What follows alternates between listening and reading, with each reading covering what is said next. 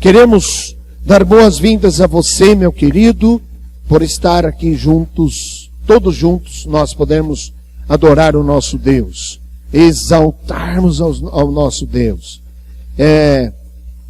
Eu gosto sempre de parar e pensar no seguinte: a igreja devia estar bem lotada de gente, dizer, não, irmão, não vai dar, você tem que voltar para o outro culto, esse aqui não vai poder entrar, porque está lotado. E não tem sido assim. E eu tenho para mim que é preciso algo acontecer além da Covid, ou alguma coisa tem que mexer com a gente, porque na verdade, irmãos, eu estou assim abismado de ver tantas coisas acontecendo. Você está abismado de ver coisas que estão acontecendo no mundo ou não?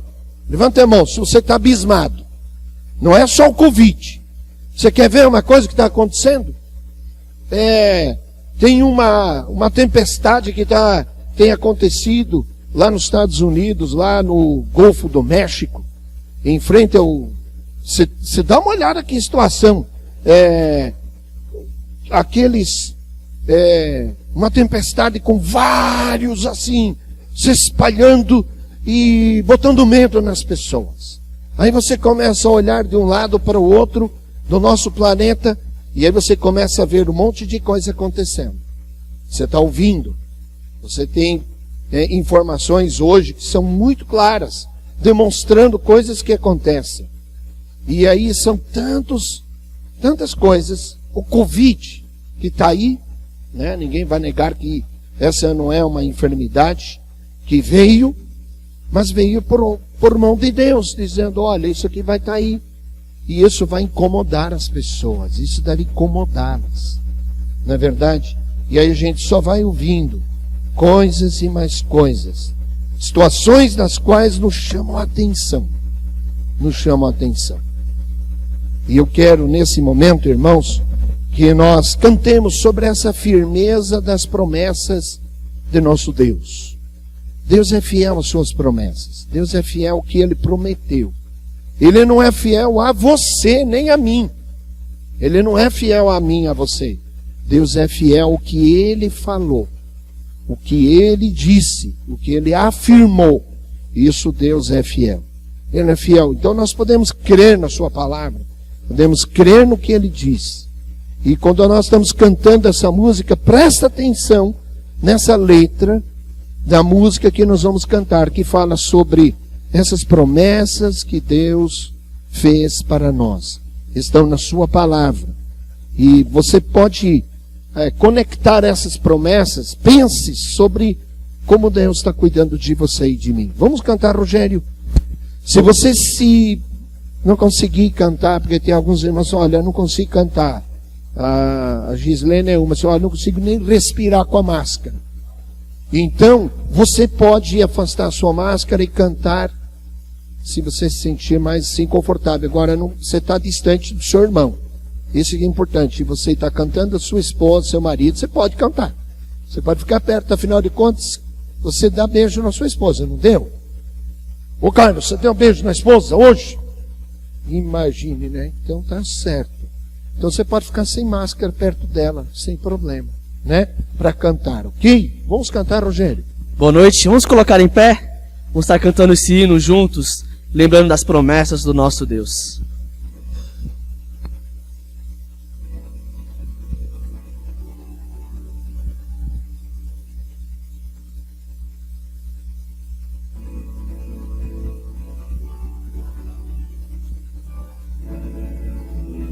Vamos lá? Firme nas promessas do meu Salvador, cantarei louvores ao meu Criador. Sempre permaneço pelo seu amor, firme nas promessas de Jesus.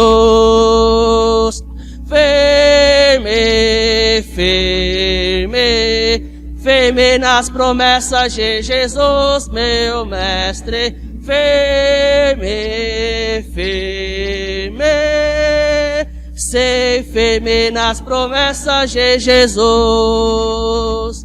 Firme nas promessas que não vão falhar, vença as tempestades do revolto mar. todo medo e todo mal vou derrotar. Firme nas promessas de Jesus. Firme, firme, firme nas promessas de Jesus, meu mestre. Firme, firme, sei firme nas promessas de Jesus. Firme nas promessas de Jesus, Senhor. Sou agradecido pelo seu favor, pelo seu Espírito sou vencedor. Firme nas promessas de Jesus. Firme, firme, firme nas promessas de Jesus, meu mestre. Firme, firme, sei firme nas promessas de Jesus. Pode sentar-se, querido. Pode sentar-se. Dos avisos que eu quero trazer à sua memória, está no fato do seguinte: nós temos os nossos 2 cultos presenciais, o culto das 18 horas aqui no domingo à noite. Nós estamos estudando ainda e brevemente, quando nós conseguirmos vir para cá, então nós teremos a internet aqui. Então, com isso, a gente consegue agilizar, consegue fazer a transmissão do culto, que tem sido, está sendo, que foi uma experiência passada, mas no momento, domingo passado, o culto foi gravado também, e depois colocado lá na internet, na segunda-feira, porque nós não temos a internet aqui. Então aí o Rogério pega à noite, aí ele vai, põe o culto lá, e aí fica possível para as pessoas assistirem o culto onde elas estiverem. Mas isso não é um modo de a gente estimular ninguém a falar, então você não precisa vir para o culto presencial, porque você pode assistir o culto online, ou pelo menos gravado, né? Vai ficar ali na internet, porque estará no YouTube, tá? Então é interessante que você faça o possível para você estar aqui no culto. Nós deveremos dar uma estudada se nós vamos fazer o culto pela manhã, ou se nós fizemos o culto agora no fim do dia. Tem tudo isso que a gente está analisando, e também a escola bíblica, mas nós não queremos estar prejudicando os irmãos que estão ligados lá na escola bíblica, mas ao mesmo tempo a gente quer fazer a escola bíblica aqui presencial, mas também gravando e colocando pela internet, para que as pessoas, mas nem todos conseguem acessar pela internet. Temos o exemplo aqui do Damião. Damião não consegue, ele não tem internet, ele não tem o celular dele, é para falar e para ouvir, ponto, acabou. E tá certo, cada um está na sua, ninguém está sendo obrigado a fazer o que não pode, não consegue. E nós queremos que você vá se adaptando. A igreja também procura sempre adaptar-se e estar conseguindo lidar com todos, ok? Nós queremos também, irmãos, orar agora nesse momento. Eu estou fazendo os avisos, mas são motivos de oração. Na terça-feira agora, dia 25, a irmã Elaine, esposa do Sidney, vai passar por uma cirurgia, retirada da parte do seu pulmão que está com câncer. E ela precisa das nossas orações. É uma cirurgia, os irmãos sabem, de um órgão vital, como é o caso do pulmão, e ela carece das nossas orações, e nós devemos lembrar. Sabemos da irmã Esther, se os irmãos não sabem, a irmã Esther tem feito tratamento muito rigoroso. Ela está fazendo hemodiálise, está fazendo as quimioterapias. Só que a quimioterapia agora partiu para uma quimio mais agressiva, chamada vermelha. E essa quimioterapia, ela vai pegar pesado agora. E a irmã Esther precisa das nossas orações. Ela ficou até internada lá essa semana, e daí retornou para casa, mas foi preciso ficar lá internado. Então os irmãos, por favor, os irmãos lembrem de orar por isso. Olha que coisa interessante. Já tem um vizinho que acabou de chegar aqui há 1 semana e 2 dias. Aqui na casa, em frente à casa da Dai. É inquilino do Messias. Esse homem, com a mãe dele, que mudou-se para cá, esse homem está com câncer em estado terminal. Câncer tomou conta do pulmão e já se espalhou. E é um homem, não é um homem idoso, ele deve ter seus 40 e poucos anos. Está aqui, chama-se Eliseu, o nome dele. E nós vamos orar. Eu falei para o Messias estava chorando, me contando isso durante essa semana. E ele disse, pastor, ele está internado, ele nem pôde vir, agora ele veio para casa, agora ele está aqui. E eu devo ir lá, quero conversar com ele sobre Jesus. É preciso que nós oremos para que Deus, o Espírito de Deus, a palavra de Deus, toque no coração desse homem. Esse homem possa conhecer a Jesus.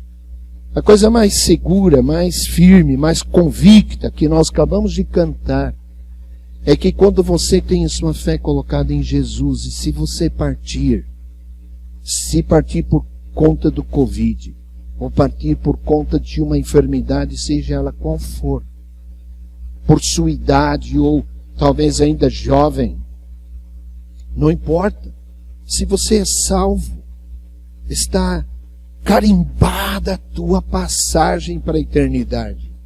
Você está com o passaporte em ordem, que é Jesus. Está tranquilo.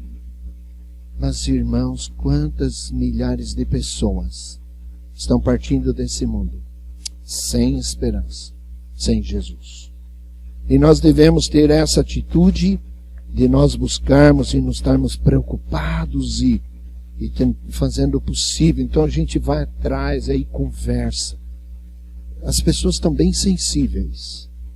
Algumas estão bem sensíveis, provenientes desse quadro de Covid, da realidade assustadora, que no meu entendimento, se o irmão talvez entenda diferente, foi feito muito terror em cima dessa doença. Doença não é tudo isso. Bastava medicar as pessoas. Bastava. Medicá-las e aí preveni-las. E aí o restante seria com a mão de Deus.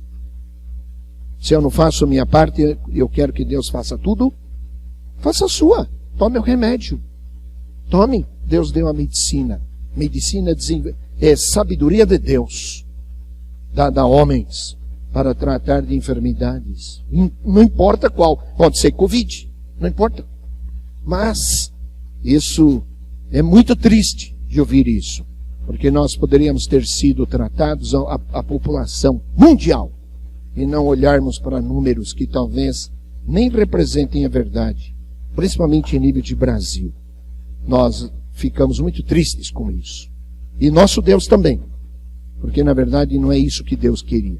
Deus queria que os homens se voltassem a Ele, não contra Ele, mas voltassem a Ele. Vamos orar nesse instante.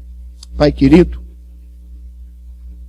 nós olhamos diante dessa realidade da irmã Esther, passando por esse quadro tão complicado, tão sério, e nós pedimos que a mão do Senhor, ela, ó Pai querido, tome a Esther nas suas mãos.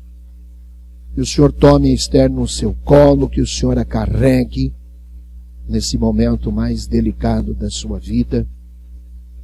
E nós sabemos, ó Pai querido, que o Senhor, nosso Deus soberano, o Senhor é o Deus dos impossíveis.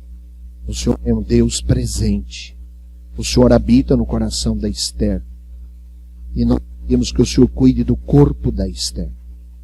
O Senhor cuide, ó Deus, do câncer da Esther. Ó Pai querido, o Senhor é aquele que pode, com a Tua palavra, dizendo, parou, acabou. E o câncer, ele obedece ao Senhor. porque o Senhor é Senhor sobre tudo e todos, e nada foge ao teu controle. Sabemos, ó Pai querido, que ela está sendo assistida por Ti. E da mesma forma nós entregamos a irmã Elaine, que será submetida a essa cirurgia, para que possa retirar e que seja a tempo, retirar o câncer do pulmão. Restaura o Pai querido e trata dela, trata do coração dela, trata das suas emoções, trata da sua fé, trata o Pai querido o Sidney e também a Bia e o Felipe. E sabemos, o Pai querido, a própria mãe da Elaine, ó Deus, que ainda não lhe conhece, ainda não abraçou a sua fé em Ti. Trata dela, Senhor, trata assim também de todos os demais da família. Senhor, para que eles possam conhecer a Jesus e terem uma experiência de conversão ao Senhor. Por isso nós estamos clamando pela cirurgia, por esse processo na vida da Elaine, para que o Senhor a trate, o Senhor cuide dela. E assista ao Pai naquela sala de cirurgia terça-feira, onde ninguém pode entrar senão o Senhor, porque o Senhor está presente em todo momento, em todo lugar. E aí o Pai adestre a mão dos médicos para que o façam no seu melhor, mas o Senhor cuida dela. Da mesma forma, Pai querido, clamamos pelo nosso vizinho aqui, o Eliseu, esse homem que mudou-se para cá recente, não te conhece, ele não colocou a sua fé ainda em Ti, provavelmente ouve e ouviu, mas talvez até hoje não entendeu. E nós clamamos ao Pai querido que o Senhor prepare o coração dele, para que ele compreenda as coisas espirituais, que ele possa discernir essas coisas, que ele possa, ó Pai querido, experimentar o Senhor na vida dele. E que se o Senhor tiver o plano de mantê-lo aqui e salvá-lo, resgatá-lo, o Senhor tem poder, o Senhor pode curá-lo, espiritualmente e fisicamente.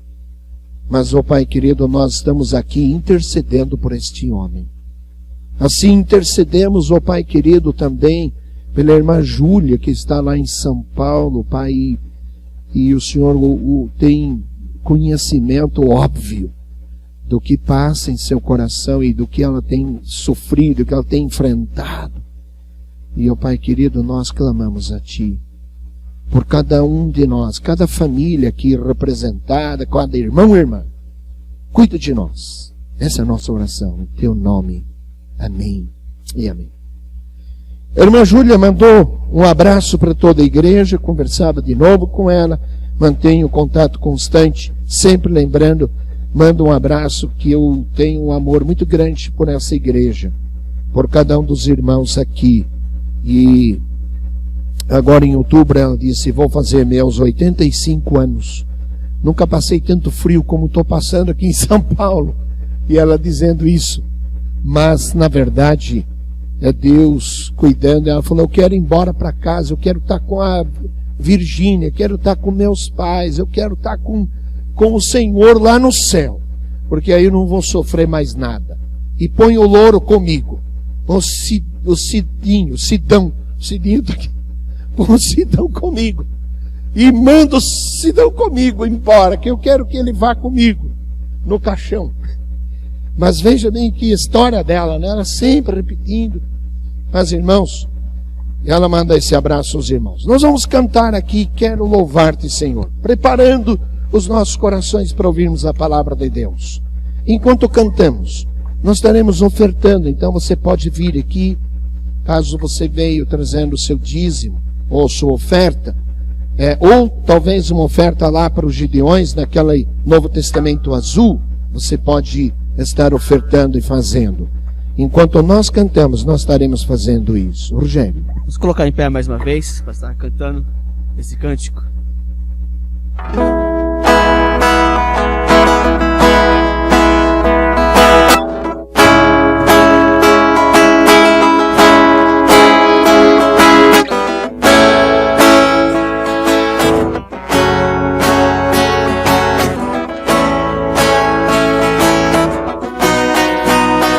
Quero louvar-te,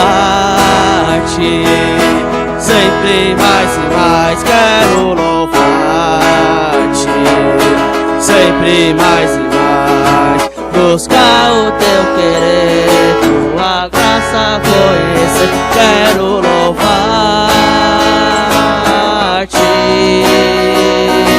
As aves do céu cantam para ti, as feras do campo refletem teu poder.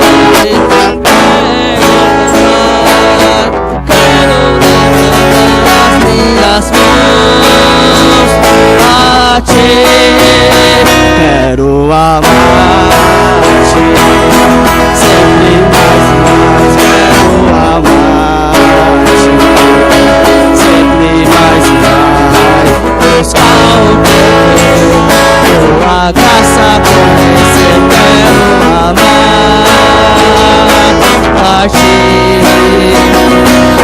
As aves do céu cantam para ti, as feras do campo refletem teu poder. Quero levantar as minhas mãos a ti. Quero servir-te sempre mais e mais. Quero servir-te sempre mais e mais. Buscar o teu querer, tua graça conhecer. Quero servir-te.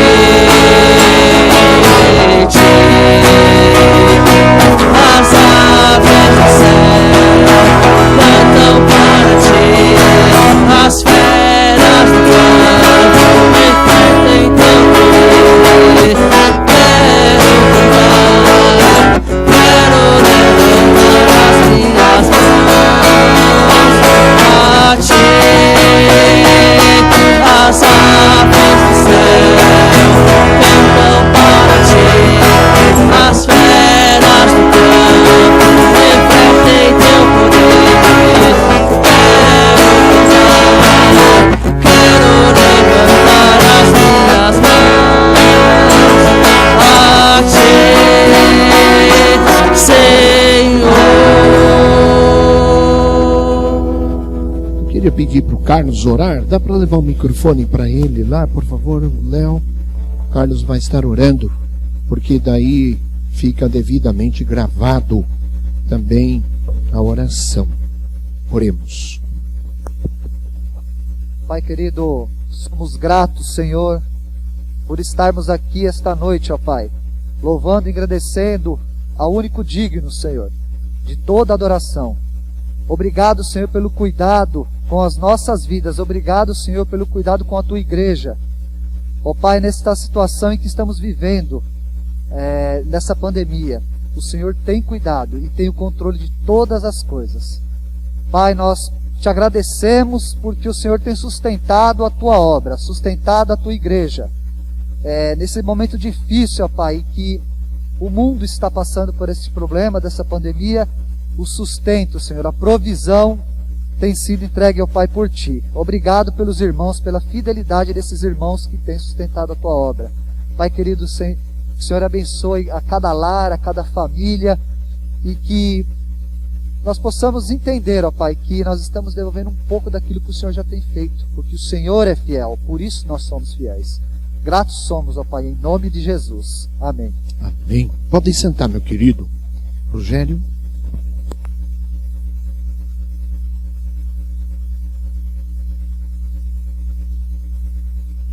Mais uma vez, boa noite a todos. Abra sua Bíblia em Êxodo, capítulo 32. Êxodo, capítulo 32.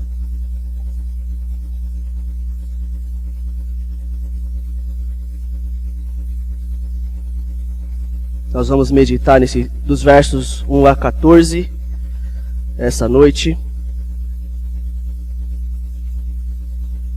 Êxodo, capítulo 32, versos 1 a 14.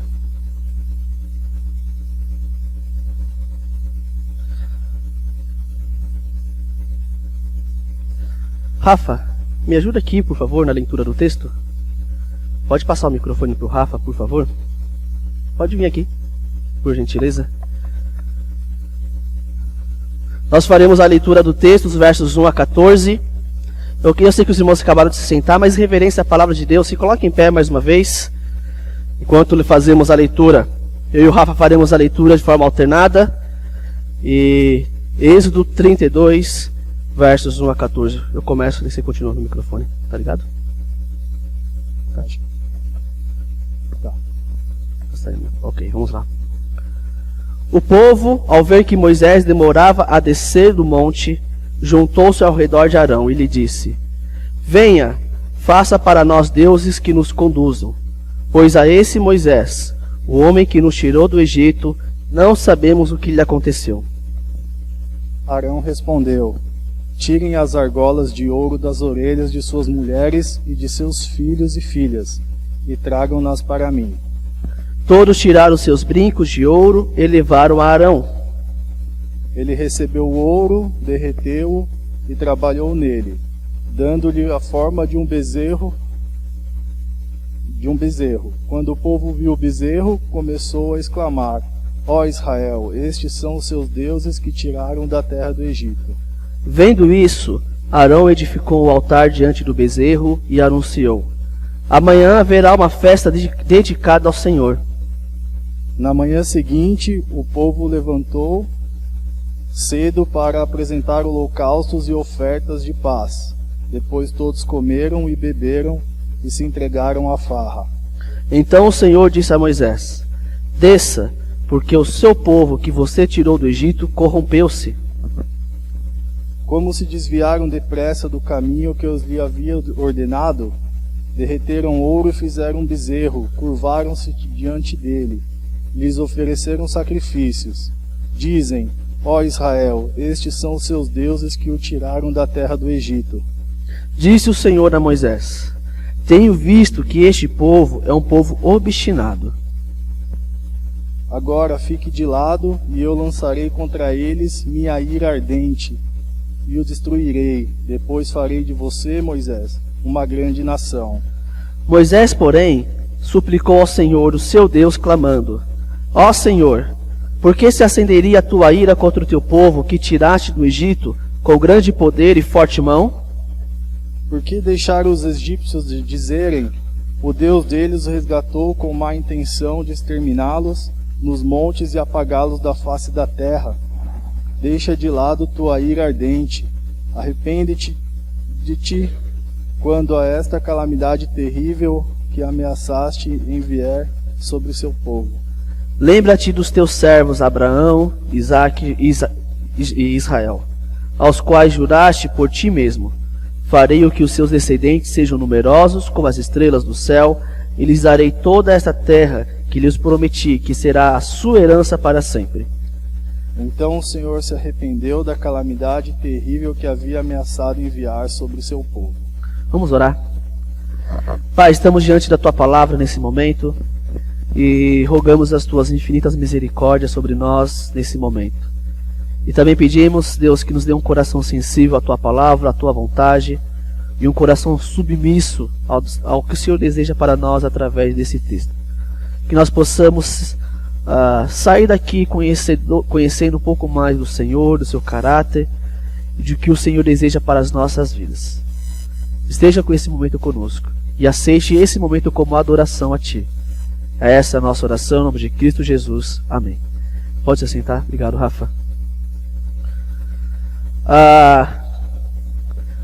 No texto que nós acabamos de ler, fazia pouco tempo que o povo de Israel, que eles haviam saído do Egito. Aquela libertação dos escravos, que nós vemos aquela saída maravilhosa do povo, ali de 400 anos de escravidão, e Deus, enfim, liberta o povo de Israel através de Moisés. Só que nós não podemos nos esquecer de tudo que eles já viram até então. O povo de Israel, até esse momento, e essas pessoas que estão aqui presentes nesse texto, eles já viram, por exemplo, as 10 pragas. Nós não vamos citar as 10 pragas, mas eles já viram tudo isso. Eles já viram uma coluna de nuvem, uma coluna de fogo os guiando, os protegendo dos egípcios. Eles já viram o Mar Vermelho se abrir e eles atravessando em terra seca. E você pode pensar, depois de tudo isso que eles presenciaram, quem aqui não daria alguma coisa só para presenciar esses fatos? Esses fatos maravilhosos de Deus. Os grandes fatos que foi conhecido por todas as Escrituras. E você, mais uma vez, pode pensar, depois de tudo isso, não tem como alguém duvidar de Deus. Não tem como alguém reclamar de Deus. Depois de toda essa experiência vivida. Imagine se você estivesse vendo o Mar Vermelho se abrindo. Você vendo as 3 pragas e a grande maioria não atingindo você e o seu povo. Coisas milagrosas que ninguém mais viu. E aquelas pessoas presenciaram, eles tiveram uma experiência com Deus. Mas o ponto é exatamente esse. Um coração pecaminoso nunca irá se satisfazer em Deus. E as experiências não podem mudar isso. As experiências que nós temos com Deus nunca vai nos dar satisfação plena. Você pode ter visto as maiores coisas que Deus faria. Mas essas experiências, por causa do nosso coração pecaminoso, não vai nos preencher, não vai nos satisfazer. Eu não estou aqui, meus irmãos, querendo diminuir as experiências que cada um de nós já teve com Deus. E experiências maravilhosas de livramento, de bênçãos, de cura e de tantas experiências que todos nós já experimentamos. O meu objetivo não é diminuir essas experiências, mas o que eu estou querendo dizer é que a nossa vida espiritual, o nosso sustento, não pode se basear nisso. Você pode ter todas as experiências com Deus do mundo e ainda assim ser um imaturo, espiritualmente dizendo. Então a grande pergunta que nós precisamos fazer é: se as experiências que nós temos, as bênçãos que Deus derrama sobre as nossas vidas, as curas, se isso não pode nos ser o alicerce da nossa fé, o que pode ser então? A palavra de Deus é a resposta que é ela mesma, a palavra de Deus. Nesse momento da história de Êxodo 32, o povo de Israel, eles já estavam no pé do Monte Sinai, que é onde Deus dá os 10 mandamentos. Já mais ou menos um mês que eles saíram do Egito, o povo de Israel fica cerca de 1 ano, 11 meses no pé desse monte, recebendo leis. A partir de Êxodo 19 até o final de Êxodo, Levíticos inteiro, os 10 primeiros capítulos de Números, acontece tudo nesse monte. Acontece tudo nesse momento. E a nossa história acontece no momento que eles estão prestes a receber a lei de Deus. Moisés está no monte e recebendo os 10 mandamentos, recebendo as ordens de Deus. Mas então começa a nossa história. Vamos ler de novo o verso 1. O povo, ao ver que Moisés demorava a descer do monte, juntou-se ao redor de Arão e lhe disse: venha, faça para nós deuses que nos conduzam, pois a esse Moisés, o homem que nos tirou do Egito, não sabemos o que lhe aconteceu. Moisés já estava há um tempo lá naquele monte. Depois nós descobrimos que ele ficou cerca de 40 dias naquele monte. E o povo achou que algo havia acontecido. Provavelmente Moisés havia morrido. Porque quem que vai ficar no monte por 40 dias e 40 noites? Mas o que chama a atenção no texto é a reação do povo em relação a isso. Eles pediram para Arão, o irmão de Moisés, construir um Deus na forma de uma imagem. Eles acharam que tinham perdido o seu líder espiritual, a pessoa que representava Deus para eles. Então eles precisavam de um outro Deus. Precisava de outra coisa que representava Deus para eles. E mais uma vez, o mais interessante é que foi a primeira reação deles. Foi essa. Não foi se preocupar, vamos procurar Moisés. Não. Façamos para nós, Deus. Eles queriam um Deus para os conduzir a nova jornada, para a terra prometida. Eles queriam alguém que os guiasse, já que Moisés, o guia que Deus escolheu, já havia assumido. E meus irmãos, depois de tudo que o povo viu, é impressionante a rapidez em trocar o Deus deles. O primeiro momento de dúvida já foi o suficiente para a idolatria aparecer. O primeiro momento de dúvida, será que Deus está conosco? Já é a primeira oportunidade para o coração, o que está dentro do coração aparecer. A idolatria. E meus irmãos, nós temos um coração idólatra. A começar em mim. A tendência do nosso coração é colocar qualquer coisa no lugar de Deus e substituí-lo. Qualquer sinal de dúvida, será que Deus está conosco? Será que nós podemos confiar em Deus? E a primeira reação é trocar a nossa confiança. Quantas vezes, no menor sinal de dúvida em relação a Deus, se nós confiamos a Deus, nós trocamos a nossa confiança por algo mais palpável? Será que Deus está comigo? Ainda bem que eu tenho dinheiro. Ainda bem que eu tenho relacionamentos, pessoas que podem me ajudar. Ainda bem que eu tenho segurança, talvez uma casa segura, alguma coisa nesse sentido. Influência. Meus irmãos, essas coisas em si, dinheiro, relacionamento, segurança, não são coisas erradas. Elas são erradas quando elas substituem o lugar de Deus em nossos corações. Quando nós substituímos a confiança, a nossa fé na pessoa de Deus e começamos a colocar a nossa confiança nessas coisas. Nós temos aprendido, para aqueles que têm acompanhado a nossa escola bíblica dominical sobre coronavírus e Cristo, nós vimos que vivemos em uma época de muitas probabilidades. Aqueles que falam, não, vivam em total isolamento. Outros falam, não exagera, pode sair.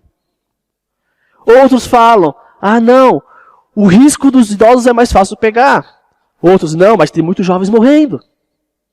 E nós vivemos diante de uma sociedade instável, de dúvidas.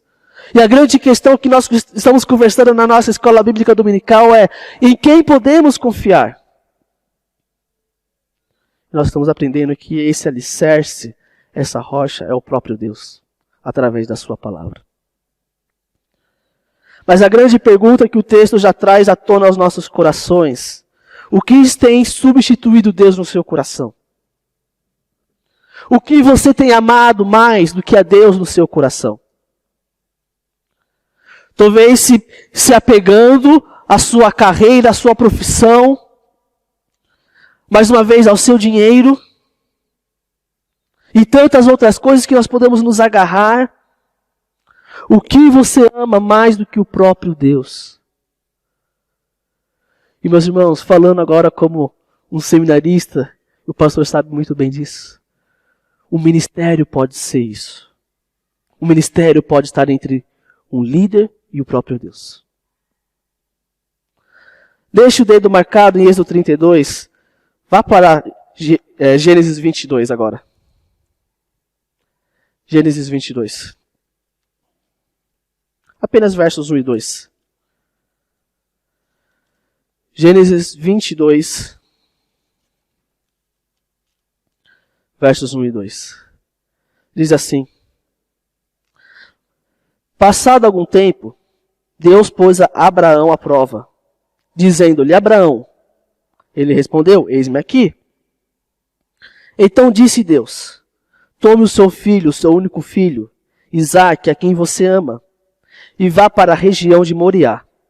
Sacrifique-o ali como holocausto, num dos montes que lhe indicarei.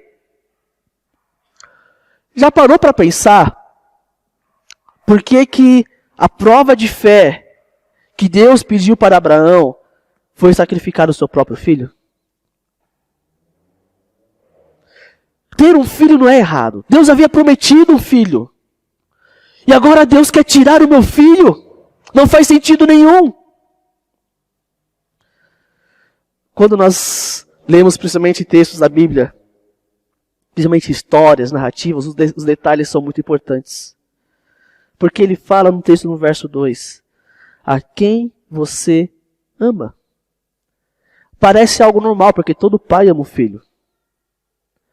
Mas, ao que parece, Abraão amava mais o seu próprio filho do que a Deus.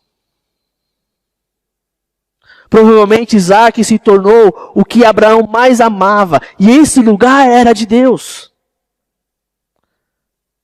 É claro que esse texto de Gênesis 22, ele tem a ver com Deus, é um pré-anúncio de que Deus faria através de Cristo Jesus. Que Deus enviaria um cordeiro para nos resgatar, como Deus faz no texto. Mas tem algo a nos ensinar. Que Deus pede isso para Abraão, porque Isaque havia tomado um lugar no coração de Abraão tão grande. E Deus falou, sacrifique-o. Sacrifique. Graças a Deus Abraão passou nessa prova de fé. Graças a Deus. Volte para Êxodo 32, versos 2 a 4. Respondeu-lhes Arão: Tirem os brincos de ouro de suas mulheres e seus filhos, e de suas filhas, e tragam-no a mim. Todos tiraram os seus brincos de ouro e os levaram a Arão. Ele os recebeu e os fundiu, transformando tudo num ídolo, que modelou como uma ferramenta própria, dando-lhe a forma de um bezerro. Então disseram: Eis aí os seus deuses, ó Israel, que tiraram vocês do Egito. Esses bens que eles pegaram para isso, foi bens que eles receberam dos próprios egípcios, quando eles saíram do Egito. Não precisa abrir, mas lá no capítulo 11 de Êxodo, versos 1 a 3, diz o seguinte: Disse então o Senhor a Moisés: Enviarei ainda mais uma praga sobre o Faraó e sobre o Egito. Somente depois dessa ele os deixará sair daqui, e até os expulsará totalmente. Diga ao povo, tanto aos homens quanto às mulheres, que peça aos seus vizinhos objetos de prata e de ouro. O Senhor tornou os egípcios favoráveis ao povo, e o próprio Moisés era tido em alta estima no Egito, pelos conselheiros do Faraó e pelo povo. Esse brinco de ouro, essa riqueza que eles construíram, um bezerro, foi um presente que eles ganharam dos egípcios.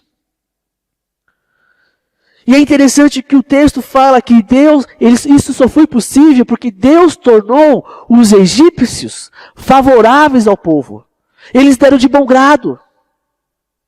Eles foram e deram, tiraram os seus brincos, as suas joias, a sua bijuteria, e deram para os israelitas, para eles saírem. E agora, o povo de Israel, eles pegam esses mesmos bens, e eles usaram para o quê? Para a idolatria. Mais uma vez, nós já vimos algumas coisas que nós podemos nos agarrar. Deus nos dá talvez recursos financeiros, relacionamentos, um bom emprego, segurança, bênçãos e mais bênçãos. E tudo isso como favor a nós. Mas nós substituímos essas coisas em objeto de adoração. Ao invés de reconhecer que Deus nos deu todas essas coisas, nós passamos a confiar nessas coisas. sendo que o próprio Deus foi que nos deu. E o que Arão construiu? Um bezerro de ouro. Na mitologia egípcia, os egípcios eles tinham muitos deuses. Na mitologia, eles têm muitos deuses. E existe um deus que é na forma de touro. E é provavelmente daí que o povo de Israel tirou o bezerro de ouro, baseado no que eles já haviam visto no Egito. Eles já haviam vivido ali por 400 anos, eles conheciam muito bem a cultura egípcia, eles conheciam os seus deuses. E provavelmente foi daí que Arão o povo tirou essa ideia de construir um bezerro de ouro, porque existia uma divindade, um touro, chamado Apis, que eles adoravam no Egito. Eles faziam isso. É engraçado aqui mais pra frente, em Êxodo 32 ainda, quando Moisés ele confronta Arão, o que Arão responde? Moisés, peguei o ouro, joguei no fogo e saiu o bezerro de ouro. E saiu assim, algo surpreendente. Mas o texto fala que ele usou as suas ferramentas e ele modelou essas coisas. Vamos lembrar das 10 pragas. Nós não vamos olhar todas, mas praticamente todas as pragas estavam relacionadas com alguma divindade egípcia. Era Deus falando, eu sou maior que esse Deus, eu sou maior do que esse Deus. E cada uma das pragas, praticamente todas, tinha a ver com isso. E Deus estava mostrando que ele era maior do que todos esses. Mas tem uma praga que nos chama a atenção. Vá para Êxodo capítulo 9. Versos 1 a 7. Êxodo 9, 1 a 7. Diz assim o texto. Depois o Senhor disse a Moisés, vá ao faraó e diga-lhe, que assim diz o Senhor, o Deus dos hebreus. Deixe o meu povo ir para que me preste culto. Se você ainda não quiser deixá-lo ir e continuar a impedi-lo, saiba que a mão do Senhor trará uma praga terrível sobre os rebanhos do faraó, que estão nos campos, os cavalos, os jumentos, os camelos, os bois e as ovelhas. Mas o Senhor fará distinção entre os rebanhos de Israel e os do Egito. Nenhum animal dos israelitas morrerá. O Senhor estabeleceu um prazo. Amanhã o Senhor fará o que prometeu nesta terra. No dia seguinte o Senhor o fez. Todos os rebanhos dos egípcios morreram, mas nenhum rebanho dos israelitas morreu. O faraó mandou verificar e constatou que nenhum animal dos israelitas havia morrido. Mesmo assim, seu coração continuou obstinado e não deixou o povo ir. Essa praga tem a ver com Deus mostrando a sua autoridade sobre os rebanhos. E qual é a divindade egípcia que representava os rebanhos? Um touro, um bezerro de ouro. Deus já havia mostrado na 5ª praga, eu sou maior do que esse Deus. Esse Deus chamado Apis. Eu sou maior do que ele, eu já mostrei o meu poder sobre ele. Mas mesmo assim, diante do bezerro de ouro, o que o povo de Israel falou? Eis aí os seus deuses, ó Israel, que tiraram vocês do Egito. Olha que ousadia. Deus já havia mostrado o seu poder sobre esse Deus. E o que eles disseram? Foi esse Deus que nos tirou do Egito.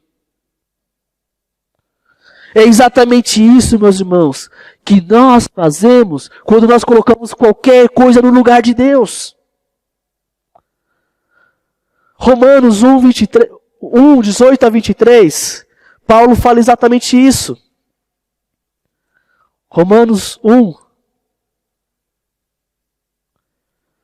18 a 23, diz o seguinte: portanto, a ira de Deus é revelada nos céus contra toda a impiedade e injustiça dos homens que suprimem a verdade pela injustiça. Pois o que de Deus se pode conhecer é manifesto entre eles, porque Deus lhes manifestou.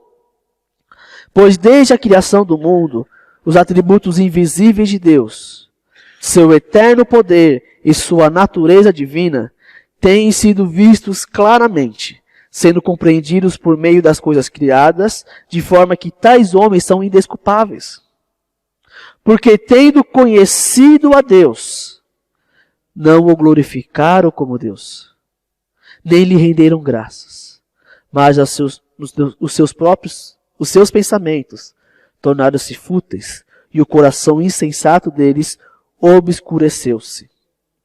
Dizendo-se sábios, tornaram-se loucos, e trocaram a glória do Deus imortal por imagens feitas segundo a semelhança do homem mortal, bem como de pássaros, quadrúpedes e répteis. Meus irmãos, não existe desculpa para nós. É indesculpável nós colocarmos qualquer outra coisa diante de Deus, é o que Paulo está falando. Porque Deus se revelou a nós.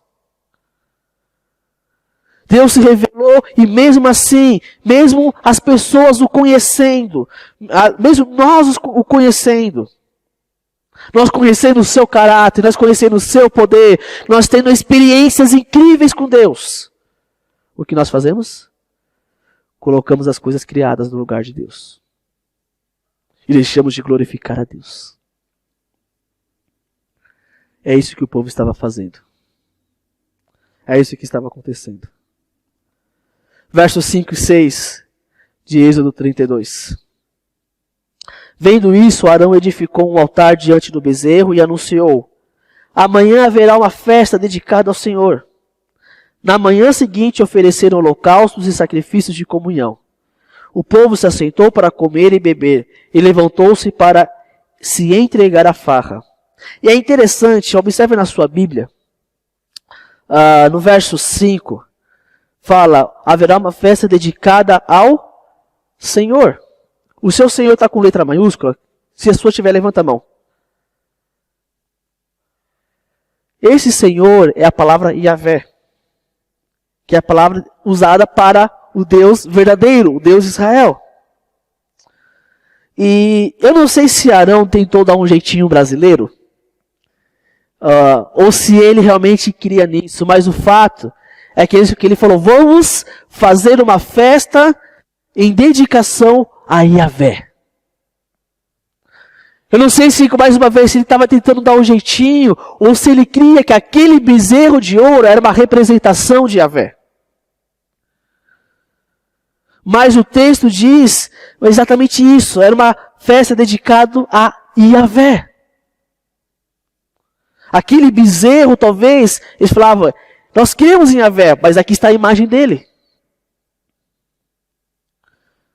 E a forma como Deus se revela em Moisés é exatamente como Arão ele fala aqui. Mas mesmo que aquele bezerro representasse o nosso Deus, isso não ajuda em nada. Olha o capítulo 20 de Êxodo, os 10 mandamentos. Logo no começo, versos 2 a 6. É exatamente o que está acontecendo no nosso texto. Êxodo 20, 2 a 6, diz assim: eu sou o Senhor, o teu Deus, que te tirou do Egito, da terra da escravidão. E o que o povo de Israel estava falando foi o bezerro. Verso 3. Não terás outros deuses além de mim. Eles passaram a adorar o bezerro. Verso 4. Não os farás para ti nenhum ídolo, nenhuma imagem de qualquer coisa no céu, na terra ou nas águas debaixo da terra. Não te prostrarás diante deles. O que Arão construiu? Um altar.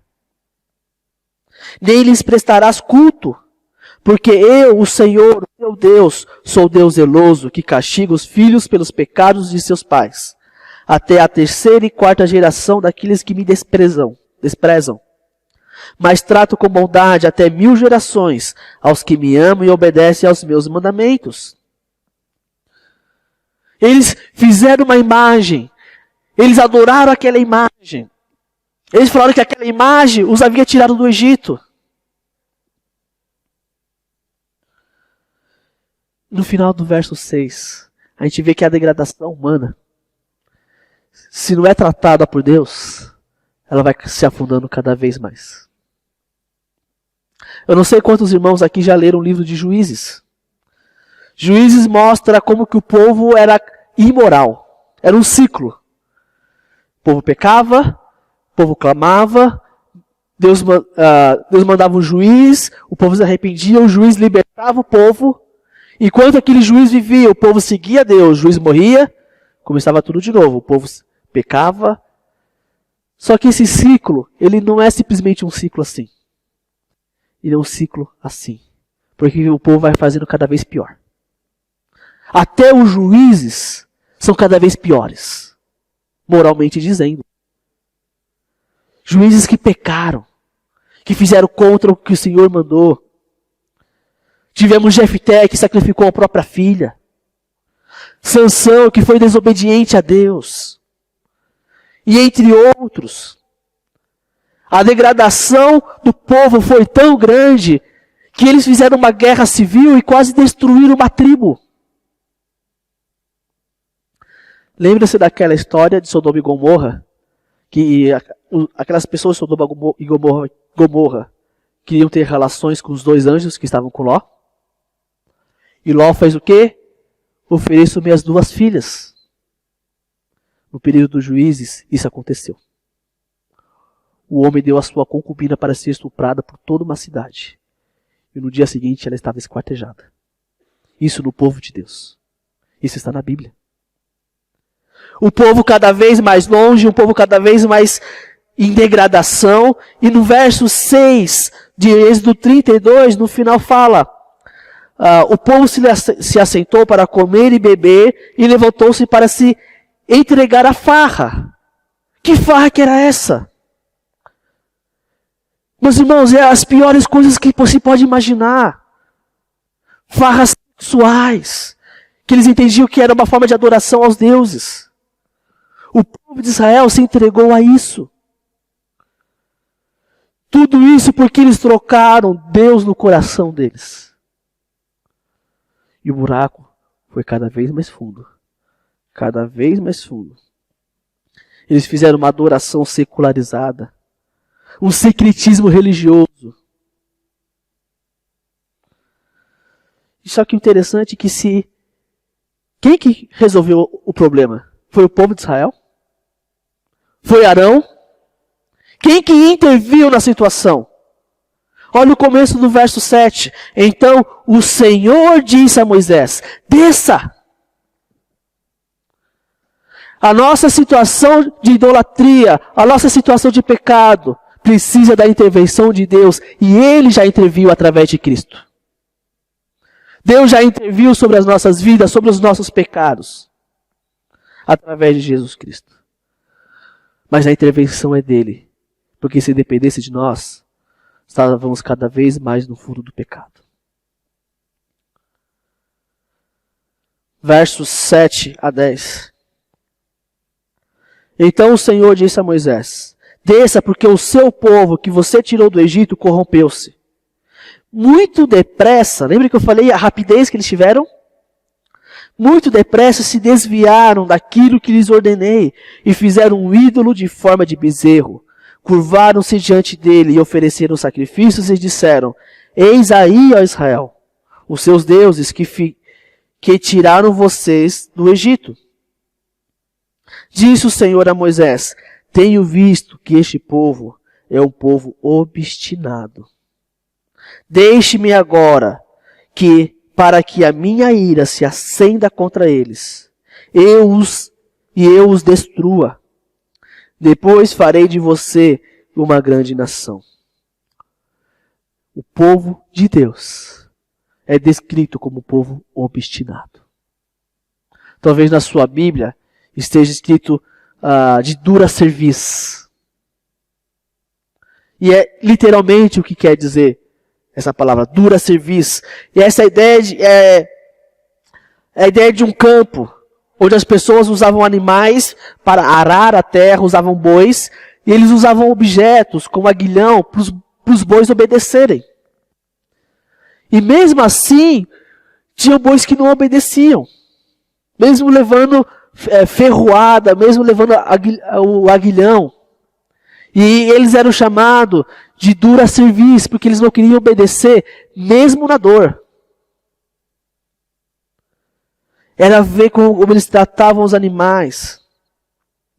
É como você andar a cavalo, o cavalo tem o freio, e mesmo assim o cavalo não obedece o freio.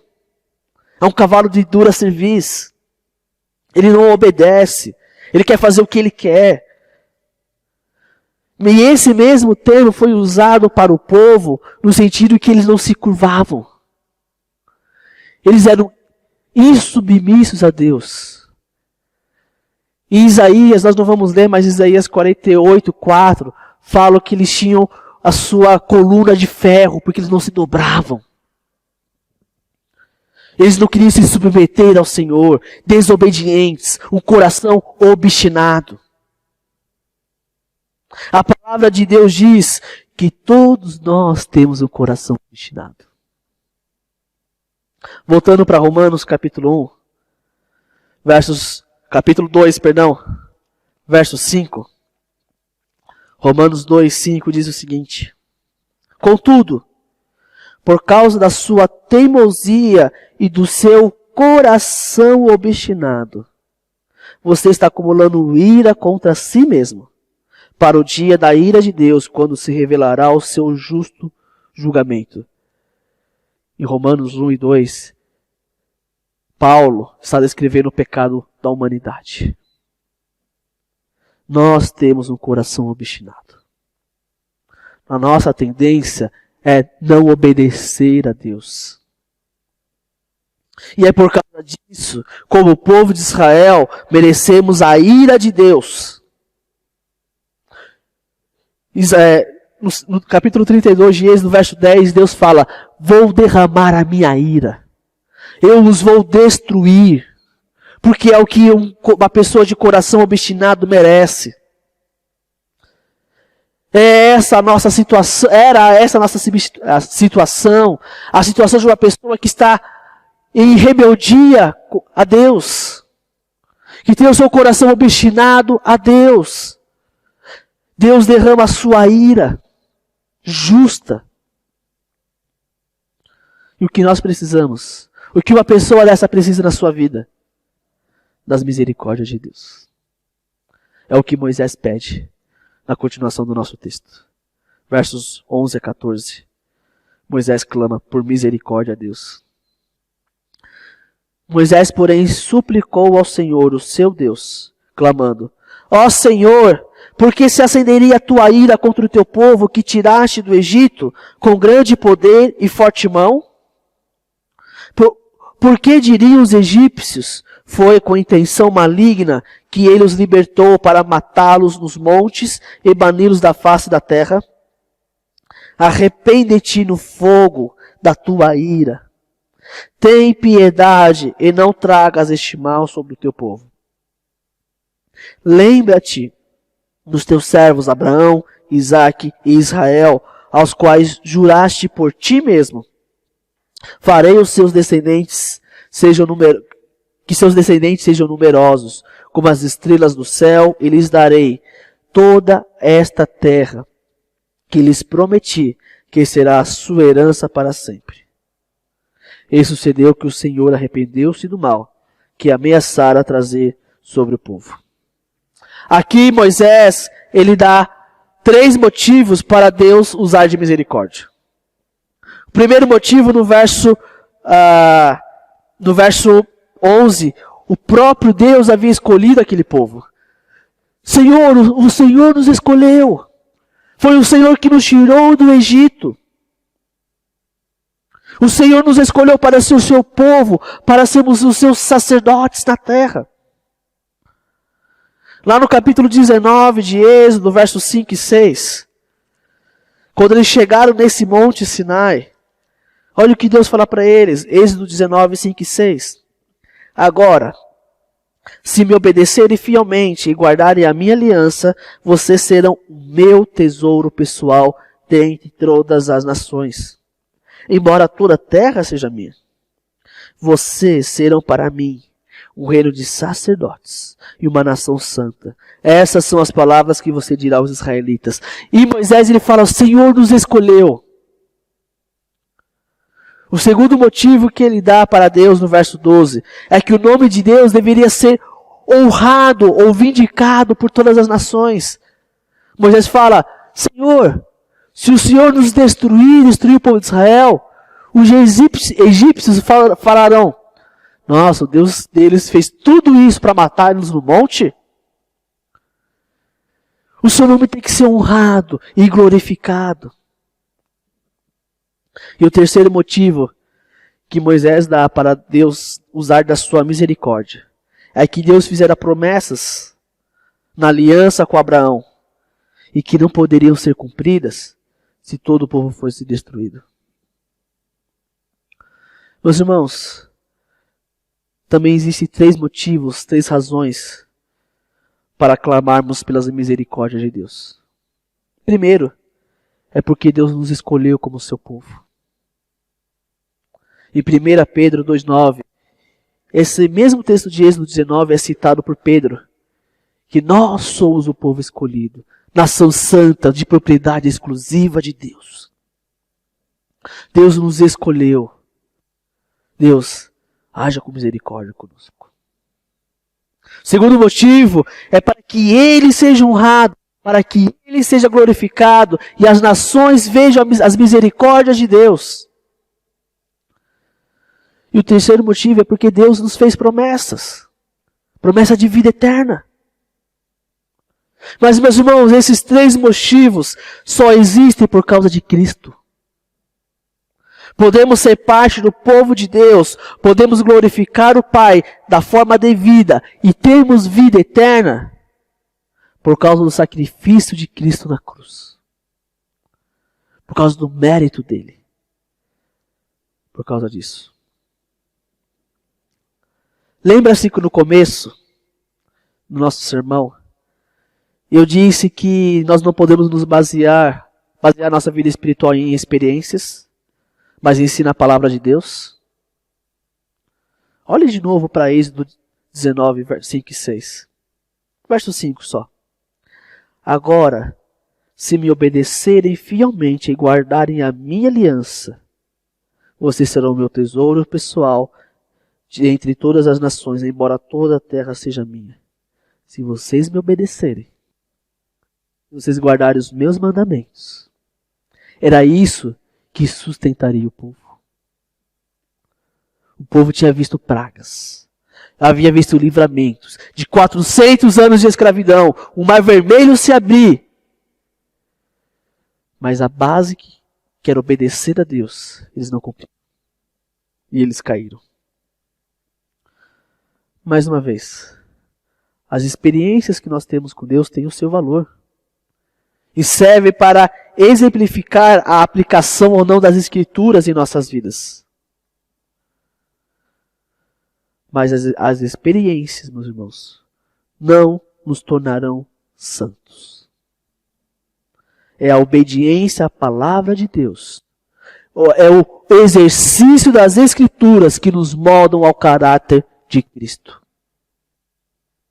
É a obediência à palavra de Deus. É seguir as Escrituras. Isso nos torna santos.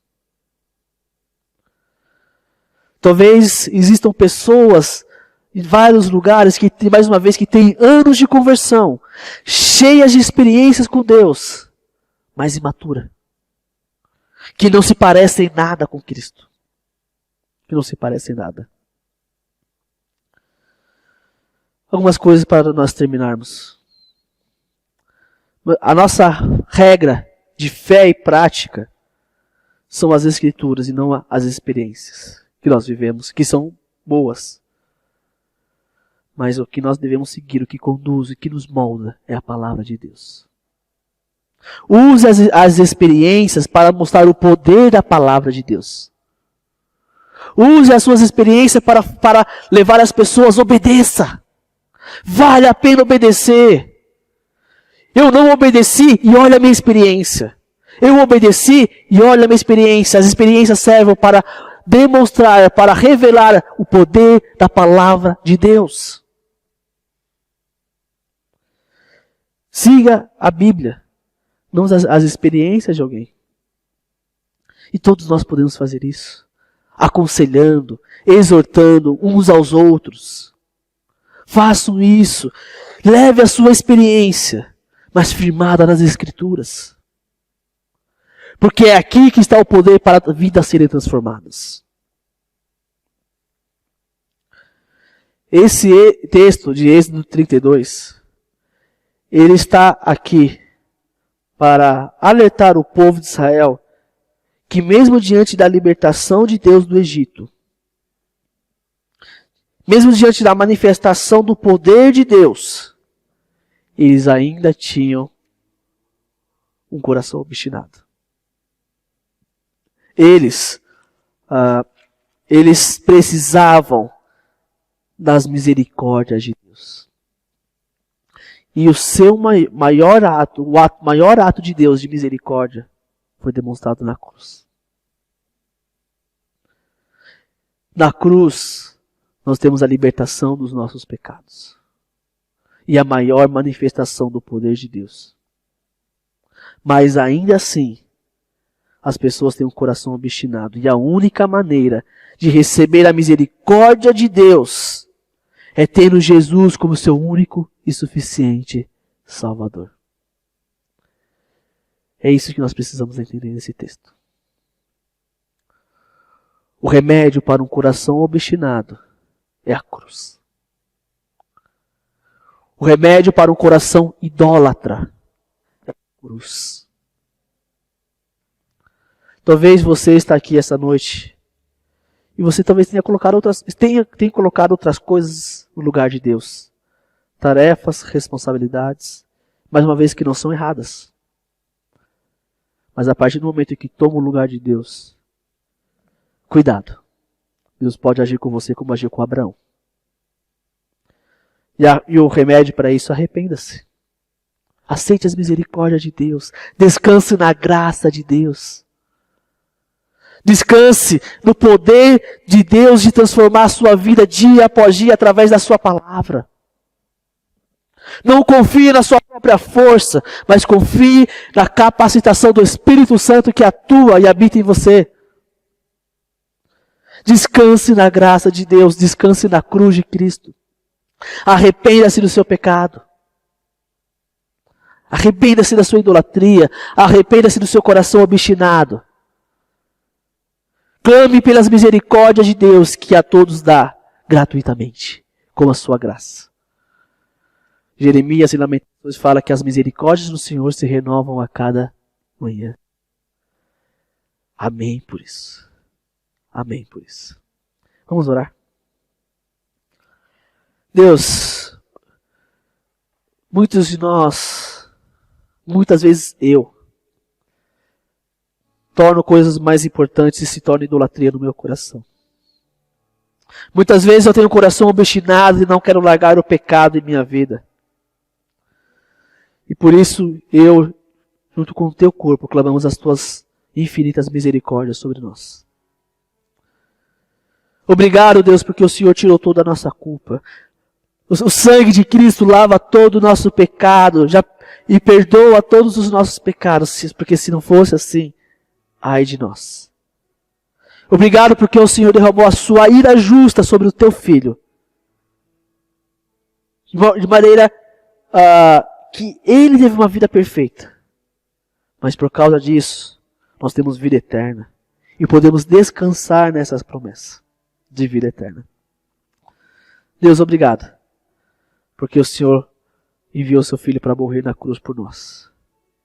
Nos lavando, nos livrando de um coração obstinado e um coração idólatra.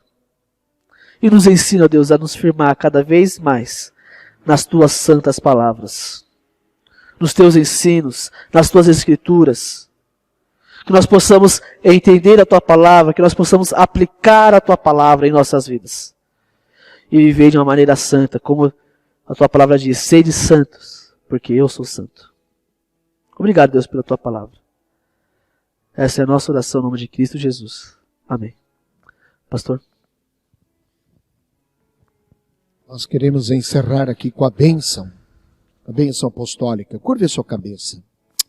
E agora que a graça de nosso Senhor e Salvador Jesus Cristo, aquele que morreu na cruz por nós, e o amor de Deus derramado nesse sacrifício, e o Espírito que habita em nós como um selo dessa promessa, seja com todos nós agora e para todos sempre.